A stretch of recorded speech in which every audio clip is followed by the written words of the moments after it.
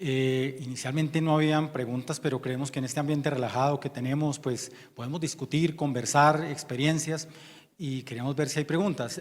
Por aquí vimos que nos decían, y qué pena voy a comenzar por este, ya le doy la palabra al doctor Iván, no sé si le puedan pasar el micrófono al doctor Iván o si alguien más alza la mano que le puedan pasar, aquí también, pero voy a comenzar con allí nos decían, no hablamos sobre embarazo y profilaxis. Yo lo había señalado, la Organización Mundial de la Salud claramente dice no hay inconveniente para dar terapia de profilaxis de tuberculosis latente o terapia preventiva de tuberculosis en embarazo, pero entonces los nuevos esquemas no se pueden utilizar porque no están estudiados. Entonces rifampicina y isoniazida no lo podemos usar. Rifampicina tiene el problema de la enfermedad hemorrágica del neonato, entonces se prefiere que no, especialmente cuando sea las últimas semanas de embarazo, y aquí sigue teniendo prelación isoniazida 6 meses. Los americanos tienen un esquema de 2 veces por semana o 3 veces por semana, por ahora en nuestro país se sugiere seguir todos los días, y en estos contextos sí es obligatorio el uso de la isoniazida. Algunos autores y algunas guías, incluyendo la colombiana, señalan aumentar un poco la dosis de piridoxina a 100 miligramos al día. Eso es lo que, no sé si con eso respondemos la pregunta. Perfecto. Entonces, doctor Iván, creo. Sí. Tenía una pregunta para el doctor Martínez, un poquito como ambiciosa ahí. Era, no sé si él está… doctor Iván, es que se está comunicando con la doctora Cassetti. Se la va a cambiar al doctor Oñate. Le tengo una pregunta también a Oñate. Eso, de una vez, aproveche. ¿Qué opina en los pacientes con VIH que tienen core positivo y que no logran un anticuerpo de superficie, insistir digamos, en vacunarlos para subir ese anticuerpo, estaría bien? Y si fuera así, ¿usted cree que el valor de corte sería diferente a 10? ¿Sería un valor más alto? No sé.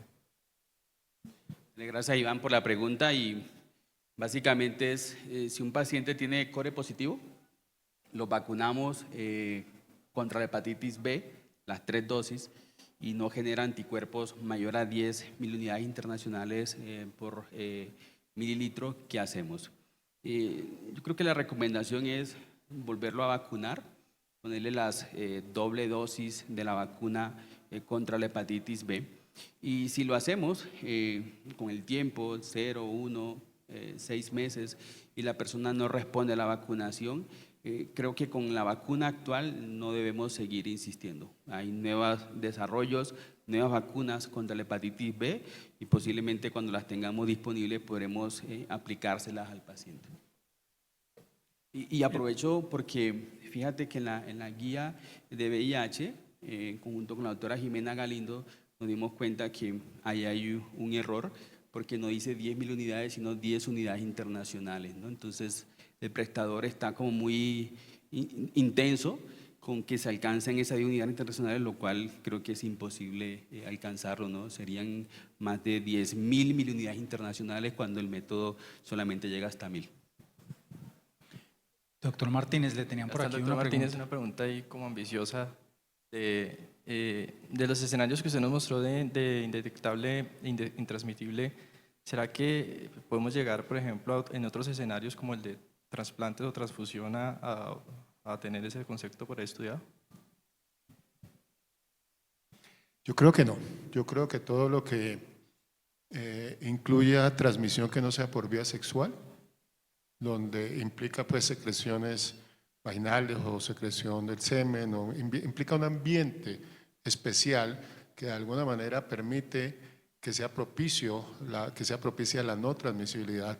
Todo lo que sea tejidos, órganos, sangre, no permitiría copiar ese mensaje así que esa persona que pues tendrá derecho a su trasplante, pues probablemente un donante VIH solamente sea factible para un receptor VIH, que es lo que se está buscando que se haga para órganos sólidos, al menos en muchas partes del mundo, ¿no?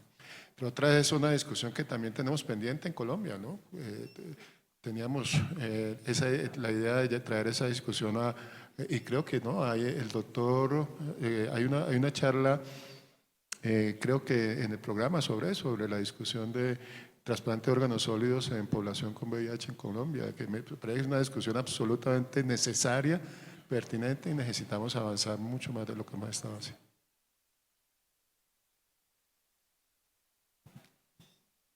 Preguntas por aquí, por favor, si podemos pasar el micrófono.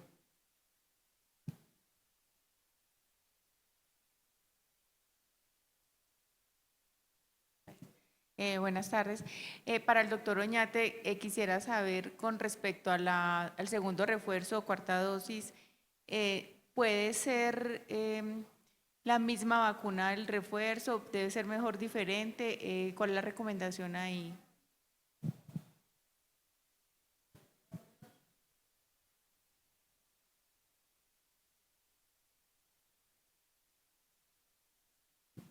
Gracias por la pregunta.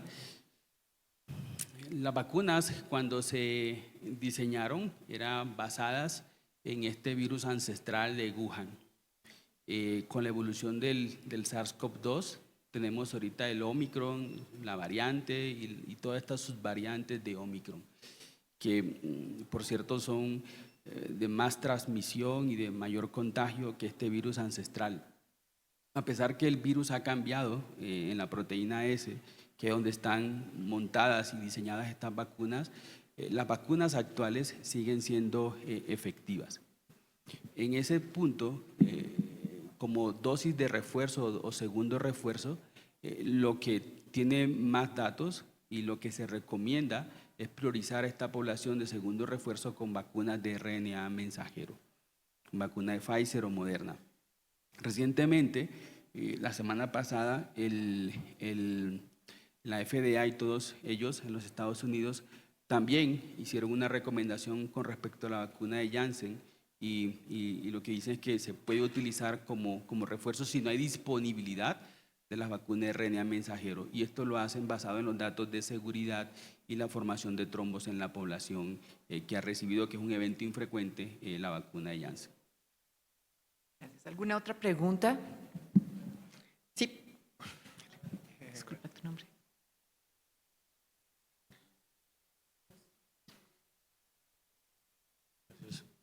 Para el doctor Roncancio, con respecto a la segunda PPD, actualmente digamos que tenemos pacientes de difícil acceso, incluso para una primer PPD, bien sea por georreferenciación o porque no quiere hacérsela, pero logramos, digamos, en algún momento hacerlo. ¿Esa segunda PPD es mandatoria o podríamos considerar en ese paciente iniciarle tratamiento preferiblemente o toca esperar definitivamente esa segunda PPD? Gracias por la pregunta, por la resolución que rige nuestro programa de tuberculosis, que lo digo, no es una guía, es una resolución de cumplimiento obligatorio del Gobierno Nacional.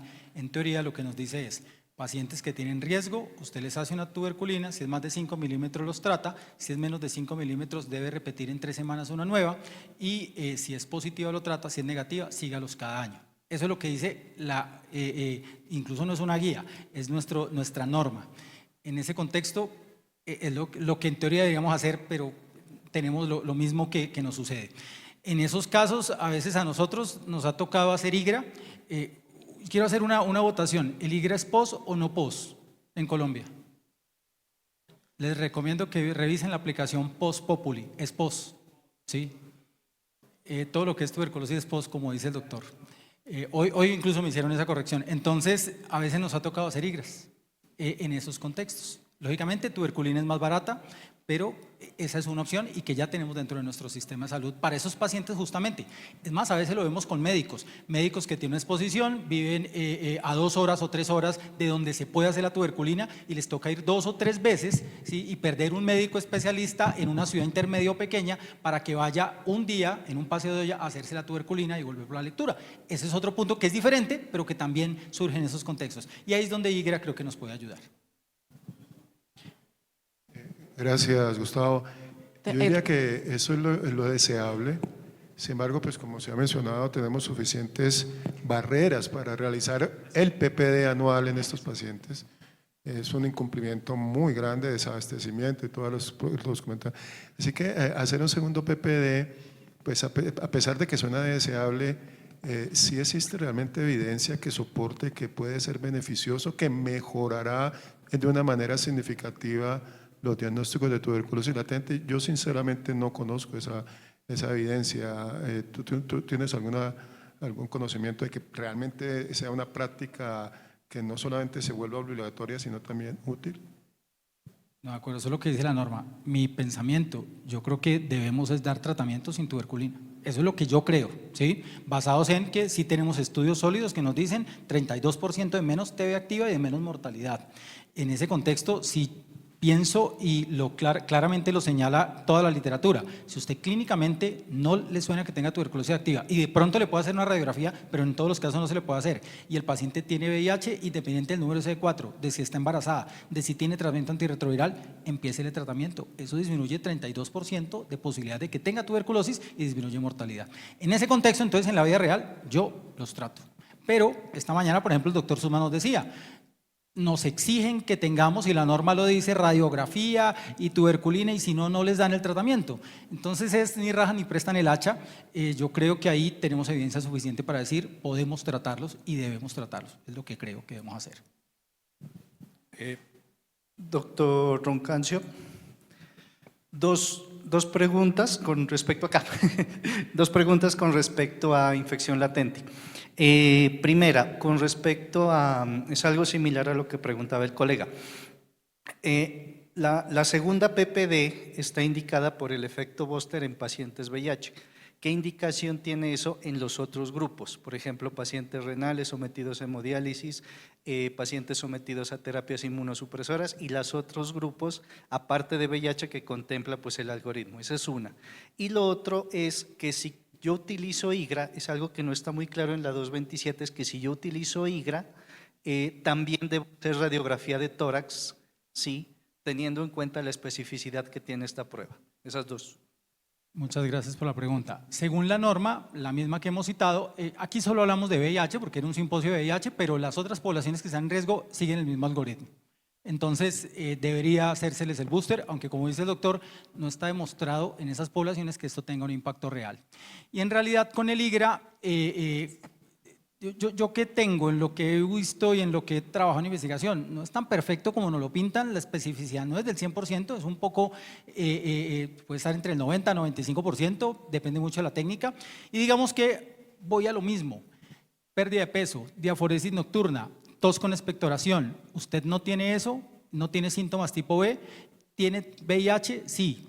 Si tengo una radiografía bien, pero en otros contextos puedo no tenerla. Yo creo que debemos tratar a esos pacientes como TB latente, excepto si tenemos alguna consideración. La radiografía que me añade, que si le veo algunas lesiones, pues usted decide si las estudia, si vale la pena por la clínica estudiarlas, o si definitivamente considera que eso es una TB latente y da justamente el tratamiento para eliminarlas. Cuando hacemos IGRA, pues es lo mismo, ¿sí? Yo creo que es lo mismo. Muchas veces hacemos mal la radiografía para estar seguros de lo que clínicamente ya sabemos. Creo que es un sobreproceso y en una ciudad grande se puede hacer. Sabemos que en territorios alejados no es fácil. Yo vuelvo y lo señalo, creo que hay que tratar a estos pacientes. Muchas gracias, doctor Roncancio. Entonces, ya estamos sobre el tiempo, vamos a iniciar la sesión de la inauguración. Entonces nos piden por favor quedémonos aquí, van a organizar el salón y de aquí a poquito ya comienza la charla de la doctora Cassetti. Y muchas gracias, ustedes están muy juiciosos, persistentes acá. Muchas gracias.